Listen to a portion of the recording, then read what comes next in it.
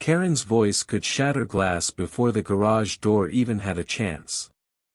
"That racket's keeping my kids awake," she screeched, her phone already dialed to the HOA, ready to unleash hell on whoever dared disturb her pristine cul-de-sac. But the truth, as it often does, lay buried beneath her fury, waiting for a grainy security camera to expose her in a way that would leave the neighborhood gasping.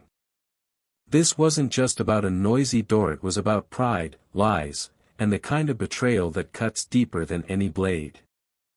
The cul-de-sac on Maple Drive was a postcard of suburban perfection: manicured lawns, white picket fences, and neighbors who waved but never lingered. Karen Mitchell, 42, was the self-appointed queen of this quiet kingdom. With her perfectly highlighted hair and a perpetually pinched expression, she ruled through complaints about unmowed grass, unleashed dogs, or music that dared creep past 8 p.m.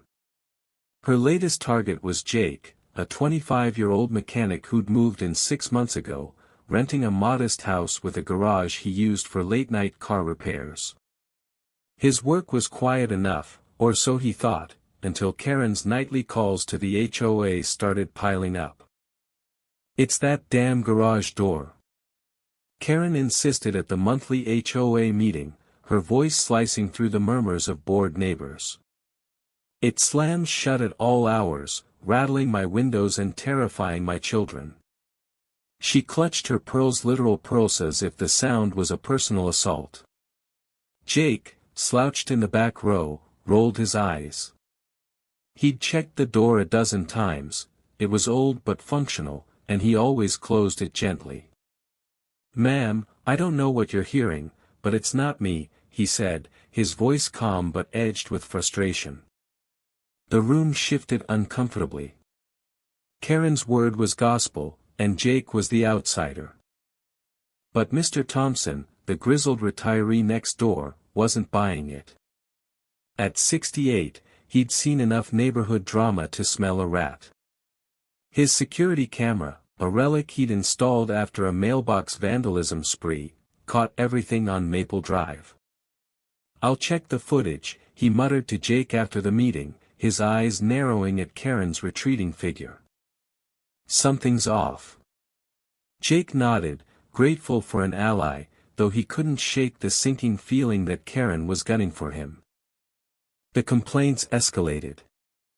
Karen called the police twice, claiming Jake's negligence was a public disturbance. Citations piled up, and Jake's landlord started muttering about eviction. The neighborhood WhatsApp group buzzed with gossip. "Karen says he's running an illegal chop shop. He's scaring her kids." Jake, who spent his days fixing cars for single moms at a discount, was painted as a menace. He tried reasoning with Karen, knocking on her door with a plate of his mom's cookies as a peace offering. "I just want to talk," he said, but she slammed the door in his face, her voice shrill through the wood. "Fix your damn door, or I'll make sure you're out of here." The tension boiled over one humid July evening. Jake was working late, tweaking a carburetor under the garage's flickering light, when he heard a metallic groan louder than usual. He stepped outside to find the garage door stuck halfway, its gears grinding like a wounded animal. "What the hell?" he muttered, grabbing his toolbox.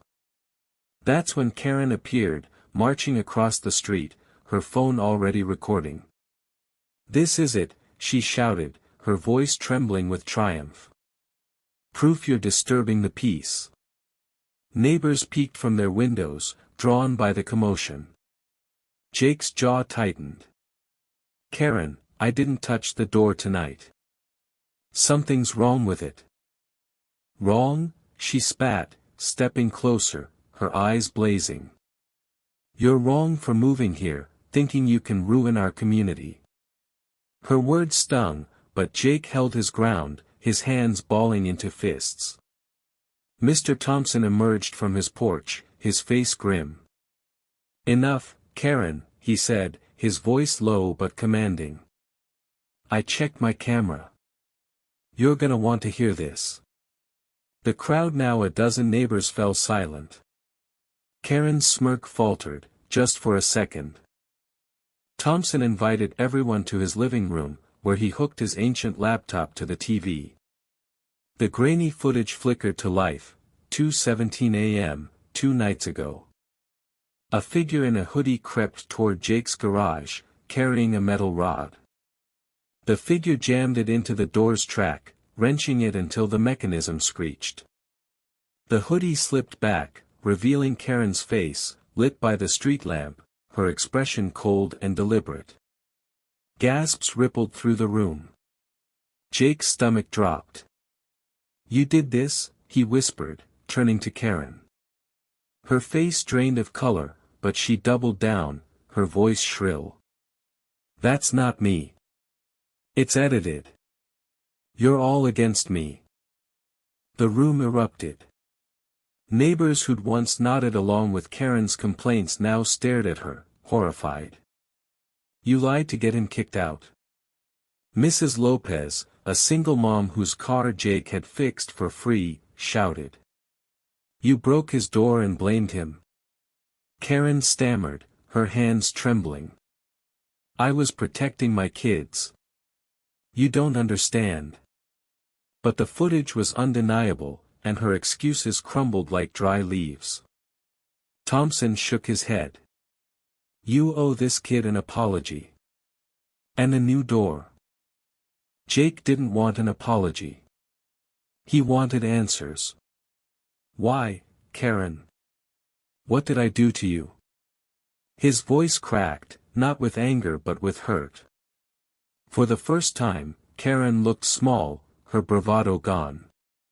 She mumbled something about standards and property values, but it rang hollow. The truth was uglier. Jake was young, different, a renter in her perfect world. She'd wanted him gone from the start. The HOA dropped the citations, and Jake's landlord backed off. Karen's reign was over, the WhatsApp group turned on her, and her complaints were met with silence. She stopped coming to meetings, her curtains drawn tight. Jake fixed the garage door himself, but the victory felt hollow. He'd won, but at what cost? The neighborhood wasn't the same. Trust, once broken, didn't mend easily. Months later, Jake moved out, not because he had to, but because he couldn't shake the weight of Karen's vendetta. The cul-de-sac felt tainted, its perfection a facade. Karen stayed, but her influence was gone, her name a cautionary tale whispered over backyard fences. The garage door, now silent, stood as a monument to her downfall, a reminder that truth, however buried, always finds a way out. In the end, it wasn't just about a door. It was about community, fractured by one woman's need for control, and the courage it took to expose her. Jake's departure left a void, a reminder that justice doesn't always heal. Karen's lies had cost her everything, but the neighborhood paid a price to a loss of innocence, a crack in the facade of suburban harmony. What would you have done in Jake's shoes? Fought harder or walked away sooner? And where do you draw the line when a community turns on one of its own?